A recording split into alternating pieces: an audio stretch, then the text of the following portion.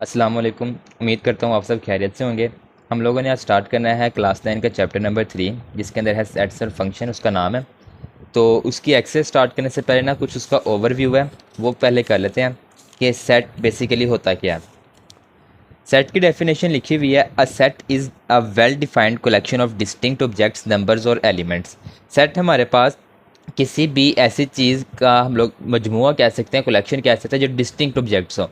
Distinct मतलब एक दूसरे से डिफरेंट हो, मतलब हम ऐसे चीज़ कहेंगे जो हमारे पास काउंटेबल हो। बेसिकली जो सेट की डेफिनेशन होती है वो ऐसी चीज़ होती है जो कि हमारे पास डेफिनेटली एक जगह पर ना मौजूद होती हो। ऐसे नहीं कि हम लोग कह सकते हैं कि फ़लानी चीज़ है, जिन्नों का सेट, जिन हमारे पास सब मौजूद तो है लेकिन हम उनको देख नहीं सकते। तो ऐसी डेफिनेट चीज़ों का सेट हम लोग बनाते हैं जो कि फिजिकली एग्जिस्ट करती हैं और हम लोग उसको देख सकते हो।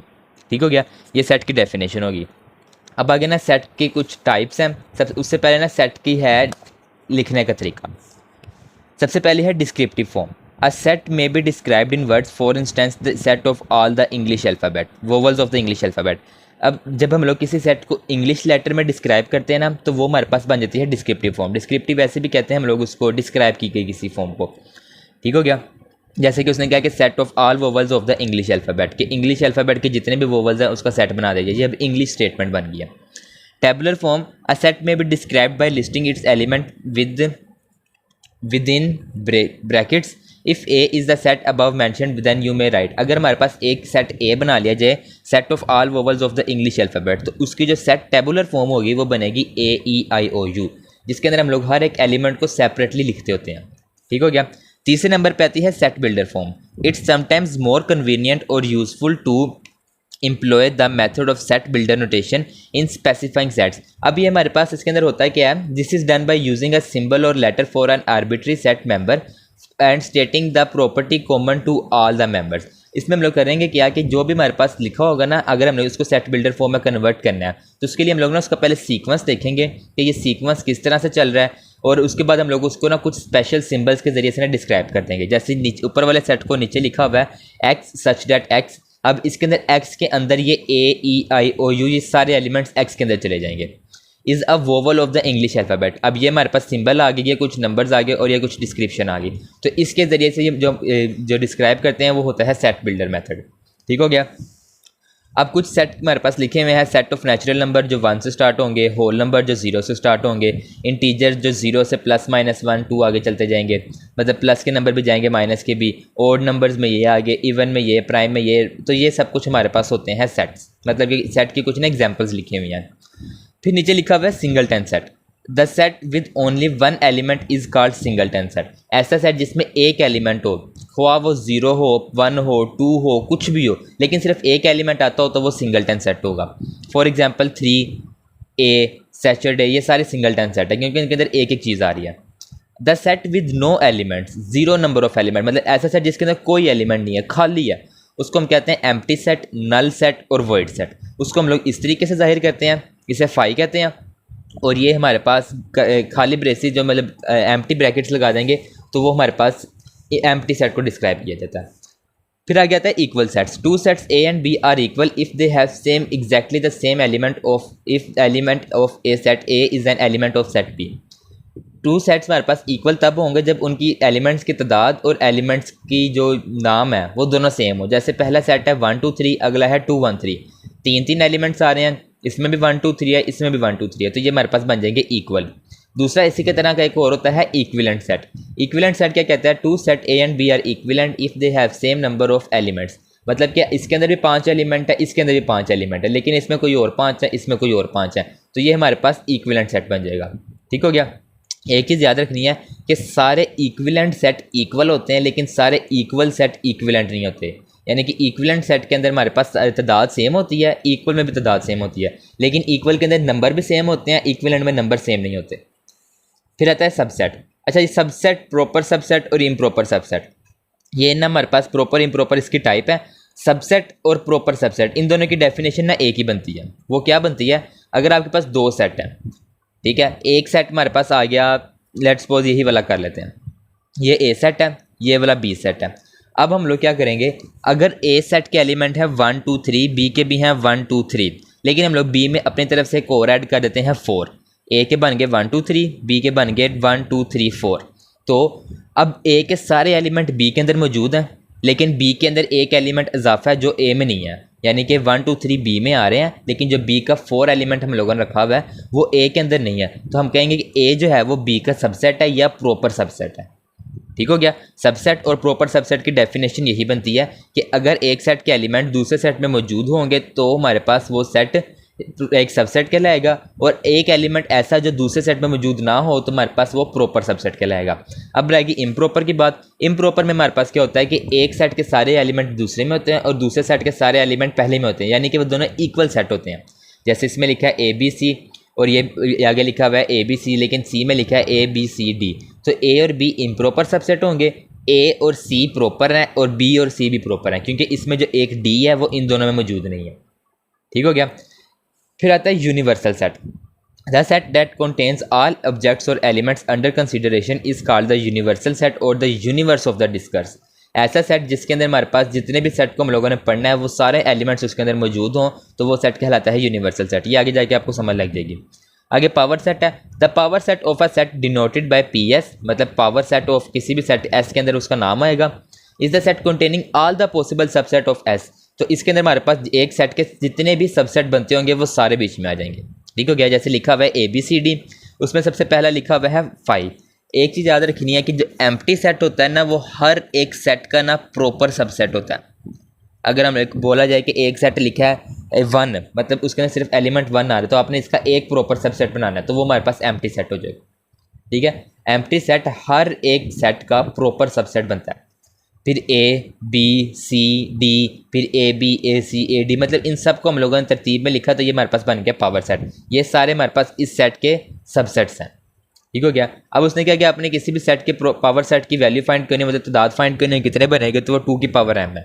m हमारे पास इसके एलिमेंट्स बनेंगे। जैसे इसमें 4 एलिमेंट है तो 2 की पावर 4 16, इसको आप काउंट कर लें, यहाँ से लेकर यहाँ तक के टोटल 16 एलिमेंट्स बनते हैं। ठीक हो गया।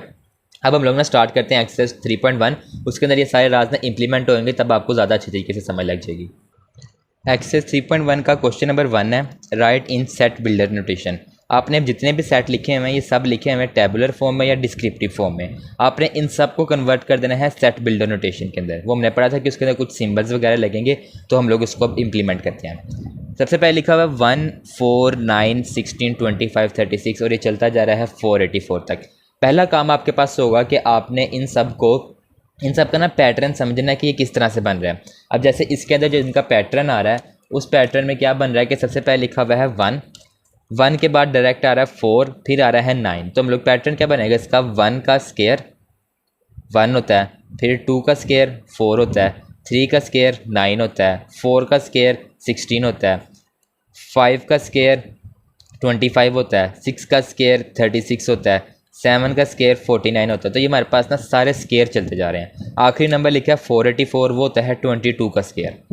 ठीक हो गया। तो हम लोगों ने अब इसको स्केयर वाली नोटेशन के अंदर लिखना है।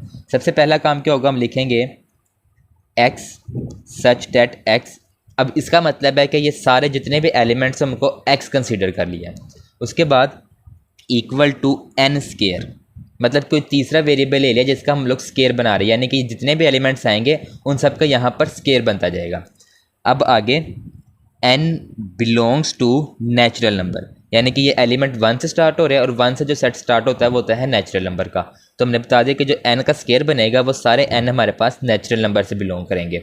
इसका मतलब है बिलोंग्स टू कि कौन से सेट में आ रहा होता है। And A and D and को हम लोग इस तरह लिखते होते हैं मैथ के अंदर, 1 lesser than equal to x lesser than equal to 22। अब इसका मतलब है कि जो x की वैल्यू बनती जाएगी जो हम लोग ले रहे हैं इसके अंदर से, वो 1 से स्टार्ट होगी, उससे 1 से बड़ी भी हो सकती है और 1 इक्वल भी है, और जाएगी कहाँ तक, 22 तक। 22 से छोटी भी है और 22 इसके अंदर भी आ रहा है। तो इस तरीके से हम लोग लिखेंगे। अब सेकंड लिखा हुआ है 2 4 8 16 32 64 128 तक जा रहा है। तो ये हमारे पास सारे बन रहे हैं 2 की पावर 2 4, मतलब सबसे पहले आता है 2 की पावर 1 2, फिर 2 की पावर 2 4, 2 की पावर 3 8, 2 की पावर 4 16 और ये चलता जाएगा 2 की पावर 7 128 तक। तो अब इसको हम लोग लिखेंगे x such that x equal to 2 की पावर n, यहाँ पर n का स्केयर था, अब यहाँ पर 2 की पावर n बन जाएगी। And n belongs to natural number, क्योंकि फिर से 2 की पावर 1 से स्टार्ट हुआ है। एंड ठीक हो गया, 1 lesser than equal to x lesser than equal to 7, यानी कि जितने भी एलिमेंट्स जा रहे हैं वो 2 की पावर बनते जा रहे हैं, तो 7 तक मैक्सिमम जाएंगे। तो वो 7, यहाँ पर आपके पास 150 लिखा होगा, 150 की जगह 128 कर लें, क्योंकि 150 आपके पास 2 की कोई भी पावर नहीं बनती। ठीक हो गया, बुक में आप करेक्शन कर लें। तो मैक्सिमम हमारे पास 7 तक जाएगा, यानी कि 2 की पावर 7 तक जाएगा, तो इसका आंसर 128 आ रहा है। तीसरा लिखा हुआ है 0 +- 1, ये +-1 है, और +-2, और ये चलता जा रहा है +-1000 तक। तो ऐसा सेट जिसके अंदर 0 भी आए, प्लस की वैल्यूज़ भी आए, माइनस की वैल्यूज़ भी आए, वो हमारे पास होता है इंटीजर का सेट। इसको हम लिखेंगे x such that x belongs to integer. इसमें हमारे पास तो सिंपल पैटर्न जा रहा है ना, 0 1 2 3, इस वजह से हमें ये चीज़ लिखने की ज़रूरत नहीं है।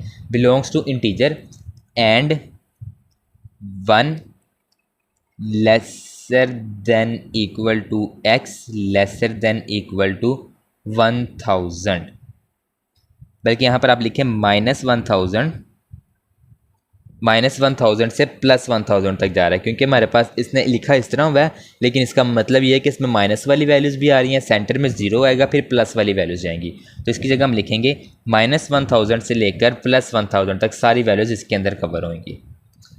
फोर्थ पार्ट है, फोर्थ पार्ट में लिखा हुआ है 6 12 18, और ये चलता जा रहा है 120 तक। तो ये हमारे पास बन रहे हैं 6 के मल्टीपल्स। सबसे पहला है 6 × 1 6, उसके बाद 12 है, 6 × 2 12, फिर 6 × 3 18, इस तरह ही चलता जाएगा 6 × 20 120। तो इसका हमारे पास पैटर्न बनेगा x such that x equal to 6n, क्योंकि n हमारे पास 6 के साथ मल्टीप्लाई होगा। आगे n belongs to natural number, क्योंकि 6 1 ज़ा 6 है, 1 से स्टार्ट हो रहा है। And 1 lesser than equal to x lesser than equal to 20, मतलब कि मैक्सिमम वैल्यू वो 120 है, वो होता है 6 20 ज़ा 120। आगे लिखा हुआ है 100 102 104, और ये सारा चलता जा रहा है 400 तक। ठीक हो गया, तो इसका हम लोग बनाएंगे, बुक में भी आपके पास मुश्किल लिखा हो, इसका हम लोग सिंपल बना लेते हैं।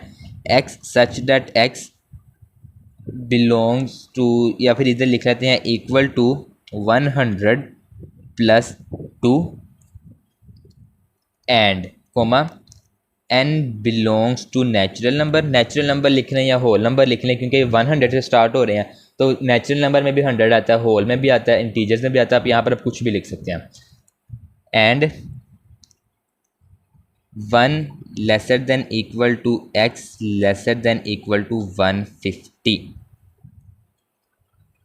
ठीक हो गया, अब मैं बताता हूँ ये क्यों किया। हम लोगों ने 150 टाइम तक इसको प्लस करते जाना है। प्लस क्या करना है, 100 में 2 प्लस कर देना,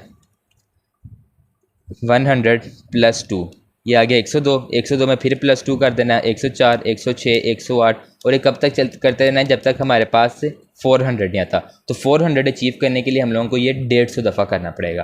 तो इस वजह से हमने इसको इस पैटर्न में लिखा है कि x जो होएगा हमारे पास 1 से लेकर 150 तक जाएगा, और वो सारे नंबर इसके अंदर ऐड होते चलते जाएंगे। ठीक हो गया, आगे 6 पार्ट लिखा हुआ है 5 10 15, और ये आपके पास जैसे पहले 6 का टेबल चल रहा था ना, ये 5 का टेबल चल रहा है। इसको हम लोग लिखेंगे x such that x equal to 5n, जिसमें जो है n वो बिलोंग कर रहा है नेचुरल नंबर से। उसके बाद and 1 lesser than equal to x lesser than equal to 20 आता है, 100 आता है 5 को 20 से मल्टीप्लाई करने से। तो ये आ गया उसका पैटर्न। अब आ गया 1 2 4 5 10 20 25 50 100, ये कुछ स्पेसिफिक नंबर लिखे हुए हैं।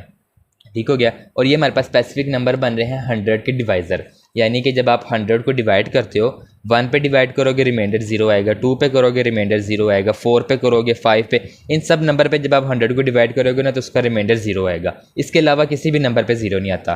तो इसको हम लोग सिंपल लिखेंगे x such that x is divisor, divisor कहते हैं उस नंबर को जो डिवाइड कर दे कम्प्लीटली, डिवाइज़र ऑफ 100।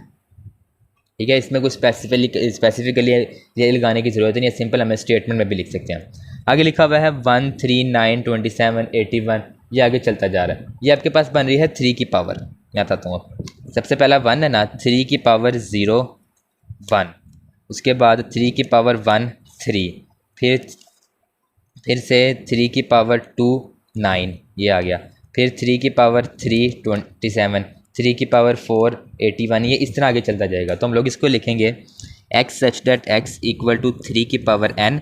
अब इसके अंदर n बिलोंग्स कर रहा है होल नंबर से, क्योंकि पहला 1 है, 1 बनता है 3 की पावर 0, तो जो 0 से नंबर स्टार्ट होते हैं वो होते हैं whole number.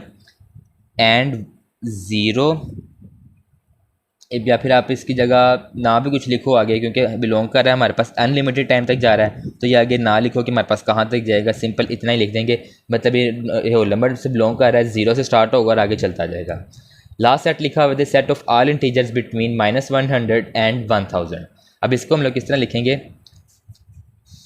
Simple x such that x belongs to integers, integer set को हम जी से बिलोंग करते हैं, और वो बन कहाँ से रहे हैं, -100 से और 1000 तक।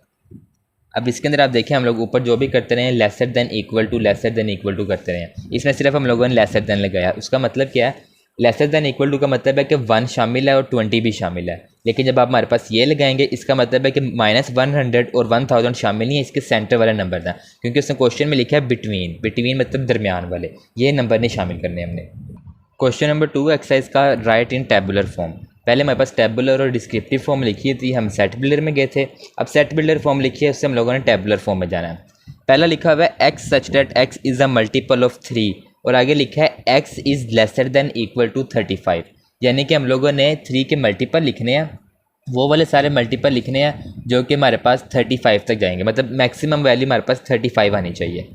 तो अब इसको हम करेंगे क्या, 3 का पहला मल्टीपल होता है 3, 3 1 ज़ा 3, 3 2 ज़ा 6, 3 3 ज़ा 9, 3 4 ज़ा 12, 3 5 ज़ा 15, 3 6 ज़ा 18, 3 9 ज़ा 20, 3 6 ज़ा 18, 3 7 ज़ा 21, 3 8 ज़ा 24, 3 9 ज़ा 27, 3 10 ज़ा 30, 3 11 ज़ा 33, और उसके बाद 3 12 ज़ा 36 होता है। हम लोगों ने लिखना है 35 तक, तो आखिरी वैल्यू हमारे पास बन जाएगी 33। ठीक हो गया। आप ऐसे भी लिख सकते हैं 3 6 9 फिर डॉट लगा के आखिरी 33 लिख दें, या फिर कंप्लीट लिख दें, मैंने तो समझाने के लिए किया, आप शॉर्ट करके भी लिख सकते हैं।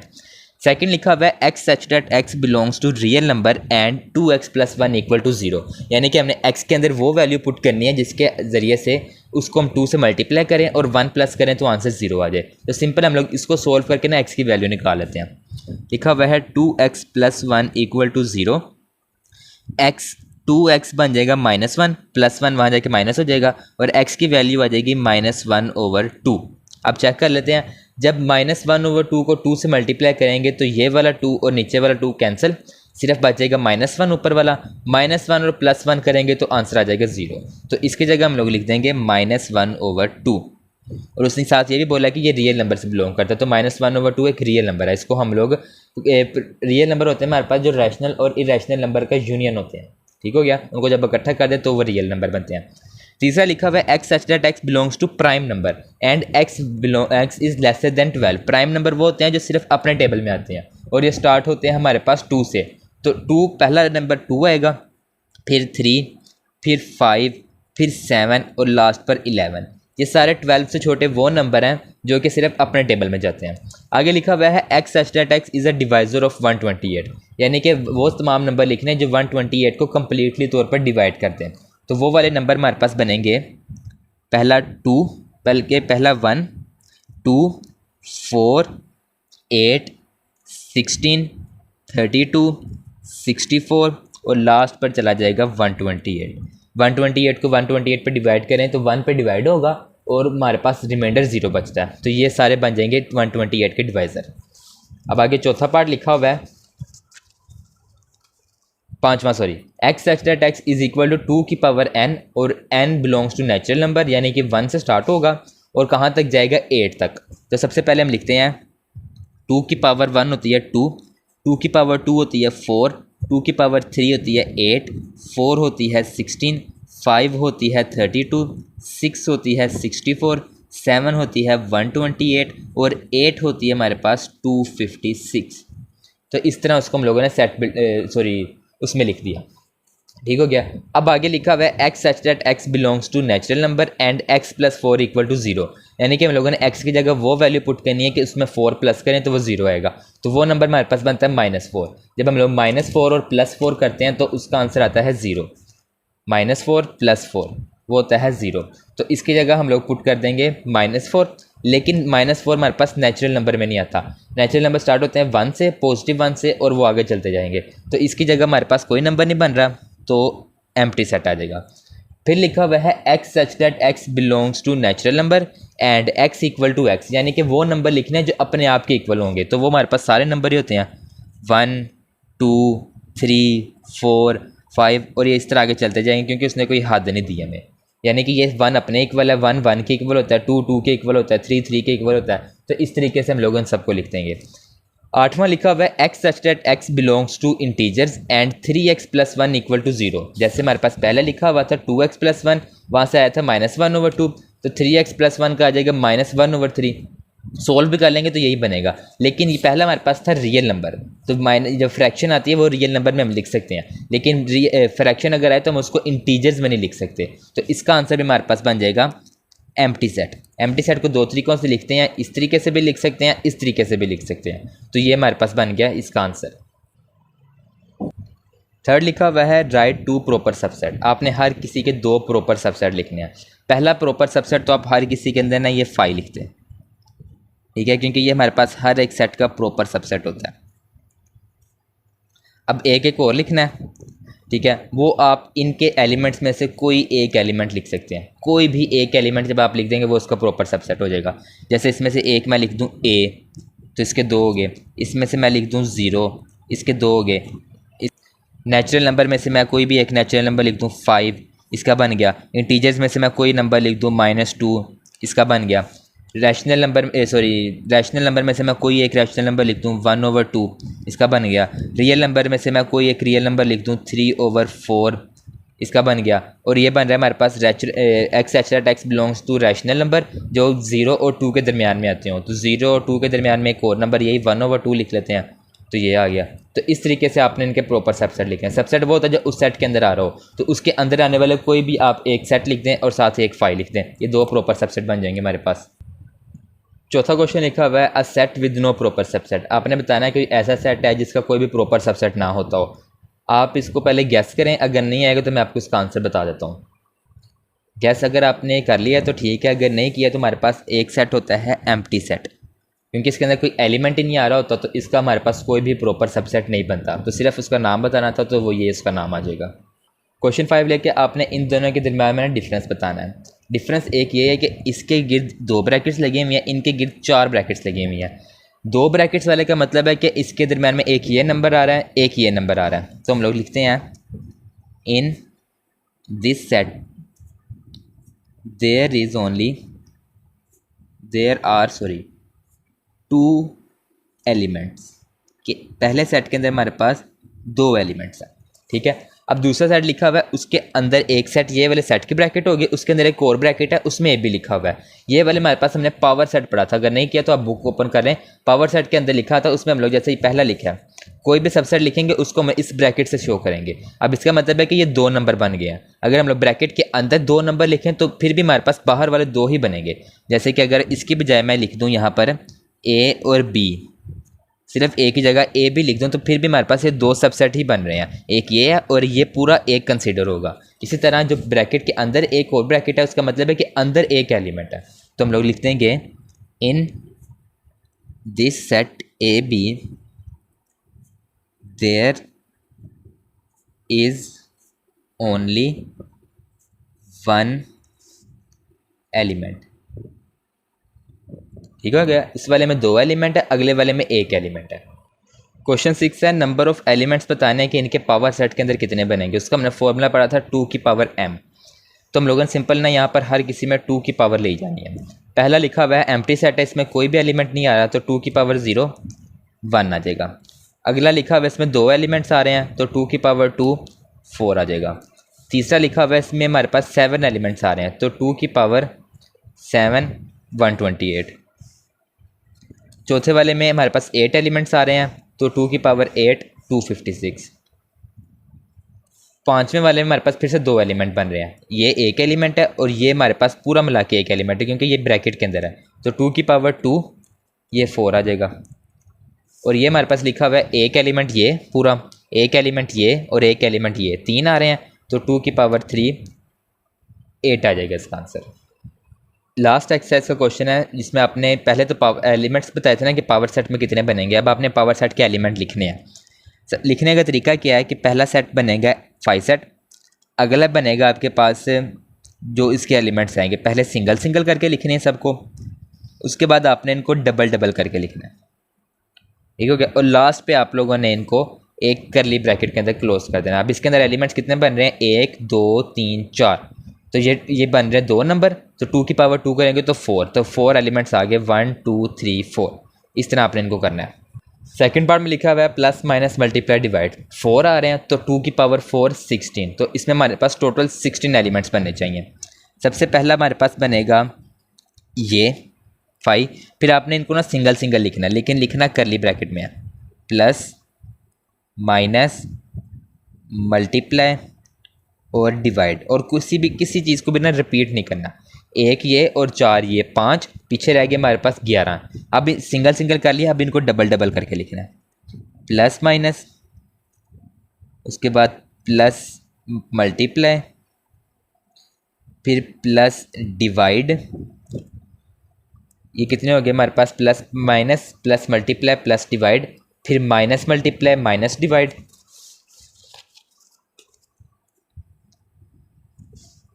Minus multiply minus divide, plus का भी हमारे पास तीनों के साथ बन गया, plus minus plus multiply plus divide, minus का भी बन गया हमारे पास तीनों के साथ, सबसे पहले प्लस माइनस फिर माइनस मल्टीप्लाई माइनस डिवाइड। अब मल्टीप्लाई का तीनों के साथ बनाना है, 2 बन गए हुए हैं, एक प्लस मल्टीप्लाई और माइनस मल्टीप्लाई, और एक हम लोग इसका बना देंगे मल्टीप्लाई डिवाइड का, और डिवाइड का भी तीनों के साथ बन गया, एक ये बन गया, दूसरा ये बन गया और तीसरा प्लस के साथ बन गया। डबल डबल भी कंप्लीट हो गए। अब आपने ना ट्रिपल ट्रिपल 3 3 करके लिखने हैं, पहले प्लस माइनस मल्टीप्लाई, फिर प्लस माइनस डिवाइड, उसके बाद माइनस मल्टीप्लाई डिवाइड, ठीक हो गया। प्लस माइनस मल्टीप्लाई भी बन गया, प्लस माइनस डिवाइड भी बन गया, माइनस मल्टीप्लाई डिवाइड भी बन गया। मतलब इसके अंदर हमारे पास तीनों एलिमेंट्स आ रहे हैं, प्लस माइनस मल्टीप्लाई आ गया, फिर प्लस माइनस डिवाइड आ गया, फिर माइनस मल्टीप्लाई। अब आप ऑर्डर इसका आगे पीछे कर सकते हैं, लेकिन अरेंजमेंट हमारे पास यही बनेगी, 3 ही बनेंगे, 3 3 भी हो गए। अब लास्ट पे आपने ना इनको 4 4 करके लिख देना, प्लस माइनस मल्टीप्लाई डिवाइड। अब इसको काउंट करते हैं, अगर कोई कंप्लीट नहीं होगा तो हम उसको दोबारा चेक कर लेंगे। 1 2 3 4 5 6 7 8 9 10 11 12 13 14 15 हो गया। एक हमारे पास रहता है, अब वो एक आप चेक करें कौन सा वाला बन सकता है। जो एक मिसिंग है ना, वो हमारे पास बन रहा है प्लस मल्टीप्लाई डिवाइड का, ये वाला ने हमने लिखा था। तो ये 16 हमारे पास कंप्लीट हो गए हैं, तो ये सेकंड पार्ट है। तीसरा पार्ट है, बच्चे ना कंफ्यूज हो जाते हैं कि ये इसको ना एम्प्टी सेट समझ लेते हैं, तो एम्प्टी सेट में सिर्फ एक वो यही लगा देते हैं। ये एम्प्टी सेट नहीं है, ये हमारे पास ना सिंगलटन सेट है, यानी कि एक सेट है उसके अंदर 5 लिखा हुआ है। अगर सिंपल 5 लिखा होगा तो वो एम्प्टी सेट होगा, या खाली ब्रैकेट्स होंगी तो एम्प्टी सेट होगा। एम्प्टी सेट के अंदर आप 0 भी लिख देंगे ना, तो उस 0 की भी वैल्यू बन जाएगी। तो इसका बन जाएगा एक ये और एक बन जाएगा ये वाला, एक सिंपल 5 जो हमारे पास हर किसी का बनता है, और एक जो उसका एलिमेंट आ रहा है वो बन जाएगा। इस चीज़ का कॉन्सेप्ट ना अब आपको क्लियर होगा। सबसे पहले हम लोग लिखेंगे इसका 5, फिर पहले सिंगल सिंगल ए, और सिंगल में ये पूरा आएगा क्योंकि ये पूरा एक एलिमेंट कंसीडर हो रहा है, BC, फिर डबल डबल ए और BC, ठीक हो गया। अब इसके गिर्द आपने ब्रैकेट लगा दी, तो इसके 2 एलिमेंट्स है, तो 1 2 3 4 2 की पावर 2 4 एलिमेंट्स इसके हम लोगों ने पावर सेट में लिख दिए। तो ये थी हमारे पास एक्सरसाइज 3.1 कंप्लीट, और इसके अलावा हम लोगों ने इसका इंट्रोडक्शन भी किया है। अगर आपको समझ आई है तो लाइक कर दें, चैनल को सब्सक्राइब करें, और कमेंट सेक्शन में कोई कन्फ्यूजन है तो पूछ लें। Thank you very much.